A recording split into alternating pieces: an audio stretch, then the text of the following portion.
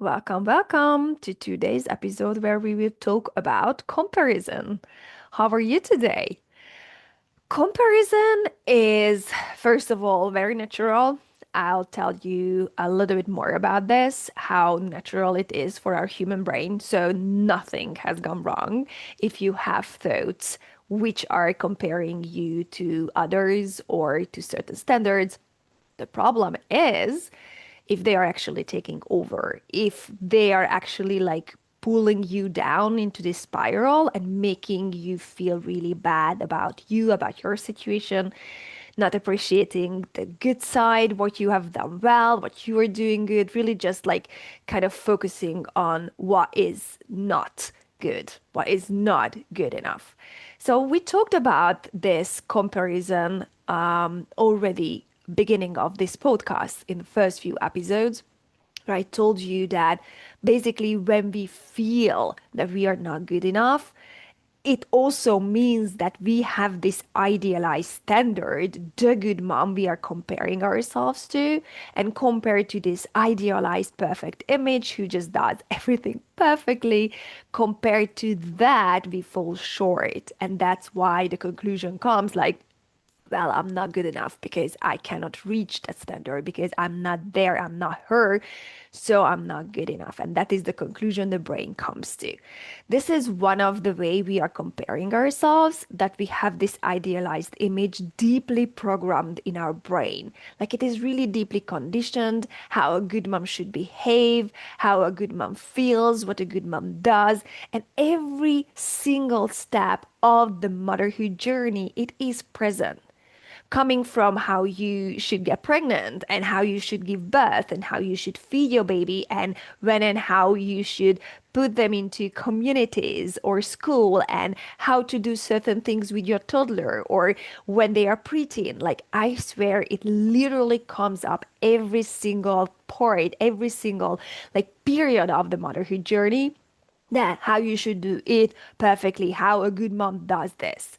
So when we have this idealized standard, this impossible, unrealistic standard that we are comparing ourselves to, it's like obviously we are not reaching the impossible perfection, and compared to which we fall short. So the conclusion is that there's something wrong with me because I'm falling short. I cannot get to that. So we talked about this. I just want to like repeat myself because repetition is key for learning. Repetition is key for the brain. Is when you feel that you are falling short because you are comparing yourself to some impossible standards, then just take a moment and really like just question there. Like, I am now comparing myself to the standards that somehow it is like rooted in my brain. Am I now comparing myself to an impossible perfect image? Or what do I do to myself? Like, where this not good enough, where this falling short comes from. So one of the way we are comparing ourselves is, as I said, this unrealistic standard that is really deeply rooted in us, how a perfect good mom would do certain things wherever you are in your motherhood journey. But the other way we are comparing ourselves, and this is what I want to talk a little bit more and deeper today, is when we are actually comparing ourselves to others. And I see this happening left and right because we see that on social media. We see that on the street, like, that mom looks just amazing. Her hair is perfect. Her makeup is perfect. And I'm here in my mom bun, haven't, washed my hair for days. So if you're a new mom, for example, having that experience that somebody is looking better or looking really put together, they seem like they have it all together while you are struggling in the postpartum period. But this comes on like every single little period or little phase if we would really focus down on that. So for example, you were a toddler mom and your kid is having this meltdown on the playground, and then you look how the others are behaving better or how they don't throw the tantrum in the middle of nowhere or about nothing, and then you compare yourself like, oh look, they're not doing that, and like there has to be something wrong with me about my mothering style, with my parenting, because mine does that. And I could really just go on and on with this type of examples. But what I want you to see and what I want really to talk about deeper today is when we are comparing ourselves to others, what is truly the problem with that? So let's start with comparing ourselves to others is completely normal. So when you see these, these mantras or when you see this advice, oh, just don't compare yourself to others. It's easier said than done because actually it is a very deeply rooted programming in the human brain that we are comparing ourselves. One reason for this is because the brain is constantly looking for what is good, what is bad, what is right for me, what could be dangerous for me. So, like, constantly judging. The brain is constantly judging. If the brain is constantly judging, it already tells you and filters you and interprets the whole world what is good, what is bad, what is good in mothering and what is bad, what is good in parenting, what is not. Like based on this judging, with judging, comparison comes automatically. The other reason why comparison is just completely normal for the human brain is because we want to be the part of the tribe. Like we were the first, if we were cast out in old times, in cave times, we were the first one to be eaten by the tiger. So this is again a very deeply rooted conditioning in our brain that we want to be the part of the tribe. Meaning, if we are doing the things the way they are doing, then it's the rule of the tribe, then we are accepted, we are part of the tribe. It is like very normal from the human brain that we want to be the part of the tribe. So we are comparing ourselves to others, like based on what we think we should do and how we should do. Where we are on this scale. Are we doing the same that they are doing, or do they do it maybe better than us? And this part of the comparison, it's like normal. It's okay. Like we are just looking how others are doing things. We are maybe looking for inspiration, and that is where I want to come to. Like if it's inspiration for you, how you want to do things, how it inspires you that another mom is parenting or can maybe stay more calm and present according to what you see and how you would really like to react to, that can be an inspiration and that's amazing.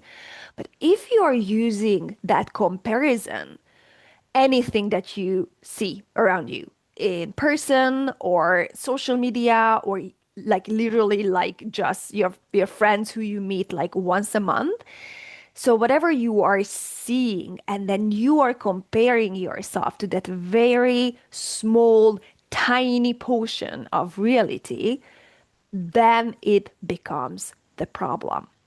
Because the reality is, when we are comparing ourselves to others, we only see a tiny, tiny portion of reality. And this is what I want to go deeper into today to make you feel more like just better, good enough, and relieved. Because when, as I said, the comparison itself is not a problem, the comparison can become a problem if it takes you out of the present moment, if it makes you feel less than and not good enough, because you are comparing yourself to a snippet, to a really tiny part of reality that you see. It can be staged, as of, for example, on social media. But it can be even a real example, a real life example that you see in a cafe with your friend, with somebody who you even know, but you cannot possibly know and see the whole picture because it's impossible.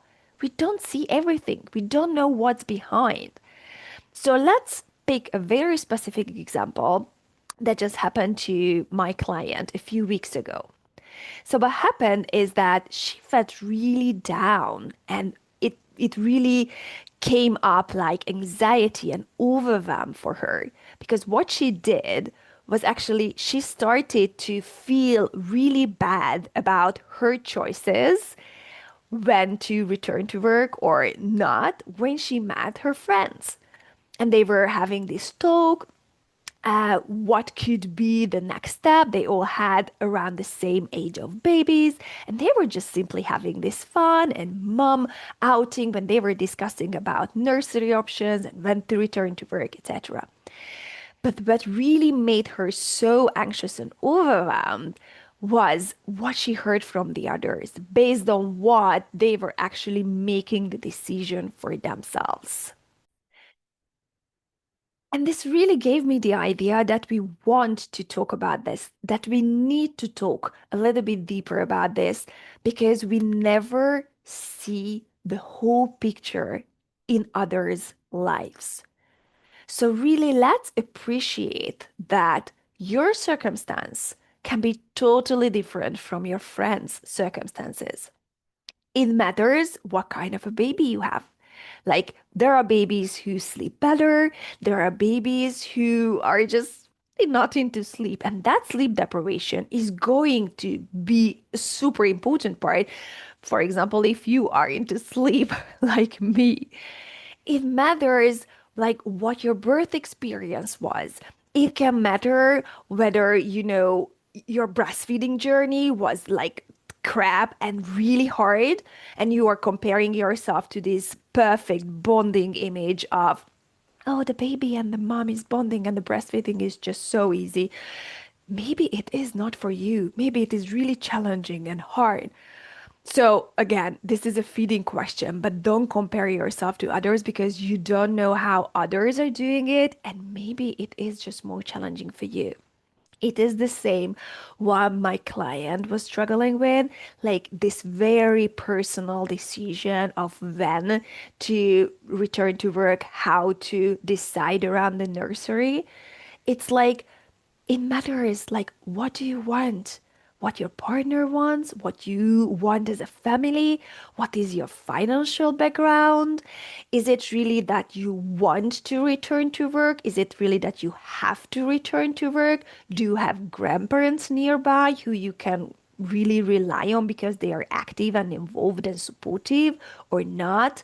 Are you living close to your family or you are living like so far away that you cannot count on anybody? And the list goes on and on. So when we only see a certain little tiny part of the reality and we are comparing yourself to this, our own reality, it is just so easy to beat ourselves up, to feel bad, especially if somehow that other uh, part of reality is triggering for you. So for my client, for example, it was extremely triggering because she felt like she didn't have the capacity yet to return to work, but she wanted to. And like kind of she was comparing herself and her situation to her friend's situation, which was completely different from hers. So, what she needed to learn about that triggering moment is really to trust her own journey, to trust her own decision, and really notice her own automatic thoughts, and really just find her own confidence in the situation and make the decision based on what she wanted, not based on that comparison.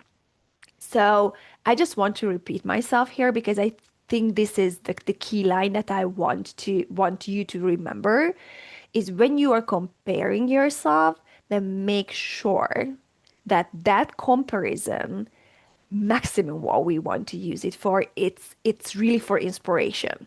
Like, oh, it really feels good. I would really love that. I would really want that. So this is an inspiration that it gives me the idea to want this, to work towards this, to find out how I could have that. But never use that comparison to feel bad about yourself or about your choices, compare yourself and then feel less than and not good enough, because that what you see is only a tiny portion of reality. And I wanted to share this very specific example, but I have so many more examples. I'm part of a mom support group where we see like really new moms with like just few days old or few weeks old babies. And I see this coming up over and over again when they are breaking down in tears and really like having this deep belief, the underlying belief is that I'm not good enough because breastfeeding is hard for me. I'm not good enough because I just feel that I'm struggling more with sleep deprivation than my friend. I'm not good enough in mothering, like in general. I'm just not doing this good because I just cannot figure out why my baby is so fussy. So I see them break down in tears because the underlying belief really comes from this comparison, as I said, either comparison to this idealized standard that's not existing, that stupid sugar-coated motherhood version where we see the unicorns and rainbows and daisies when the mom and baby is bonding and everything is just so perfect, even like as of number 1 day, which is like absolutely insane, but this is what we are fed. Or I also see that when we are comparing ourselves to our friend, to somebody like to your sister-in-law, like somebody who you saw only a tiny, tiny portion of the reality. But when you are having a different experience from that, the conclusion is like, oh, I'm not good enough because it just doesn't work out. That for me. So I just wanted to really remind you with this episode is first of all, comparison is not a problem, but I just want to remind you that when you are comparing yourself, check in with yourself. Do you do that to an impossible standard, to unrealistic, perfect, idealistic image that's just crap and not existing? Or you comparing yourself again to a believed reality where you most probably only see a tiny portion of it and we don't really see the full picture, what is really underneath. And just check in with yourself. Notice these thoughts. Like the antidote to that, the solution to that, the solution to actually feel better, like the number one step is definitely notice it. Notice it when you're comparing yourself to Insta, to TikTok, to a mom who you just met for a minute. Like notice those too. And if they pull you down, if they make you like paralyzed, it's like, oh my God, like you are completely unmotivated. It really make you feel less than and not good enough. And then check in with your thoughts and question them. And remember this episode that I told you that the conclusion that you are not good enough is only because there is this shitty, unrealistic, impossible image in your head who would be that perfect good enough, which is not real. Or you are, again, comparing yourself to not the full reality, something that you just saw your friend for a minute, or you saw that other mom for an hour and you haven't seen her crying the all the other nights. That is reality, that wholeness. Not just the upside that we are comparing ourselves to, but that wholeness, the up and the number one solution, like to the pain of comparison, to this comparison trap that would really like spiral us down into not good enoughness, the number one step is really just notice. Notice when your brain would pull you down, notice those thoughts. And the solution will be the next step will be actually the confidence. To build your confidence that you are doing amazing, you are doing the best you can, and that is what matters. You are figuring out your own path, your own way, and that is the best you can do because comparison won't make you a better mom. Use that as an inspiration. Use that if it feels right, if it feels like, I would love to. Oh, you gave me the idea how I should have more support or hire a nanny or something. Use that as like just ideas, as use the triggers as, there must be something here I want. But don't use comparison to pull you down, to make you feel less than. because you can become confident in your own journey when you accept that really we have this unique motherhood journey and we don't need to compare ourselves to others or to this idealized impossible standard. We can really just stay in our own lane and create the motherhood journey we want for ourselves. And then you can decide what that motherhood journey looks like, what that good enoughness looks like. And then you are defining what good enough means for you. And then when you are creating that, you confidently make the decisions for you, for your family. You can really step into this good enoughness that we are all different, and that's fine. Our babies can be different, our circumstances can be different, and that is just fine. I do what is best for me and for my family. Thank you so much for listening to me today. And remember that you are a good enough mom the way you are. Your baby chose you, and you are doing amazing. Talk to you soon. Bye.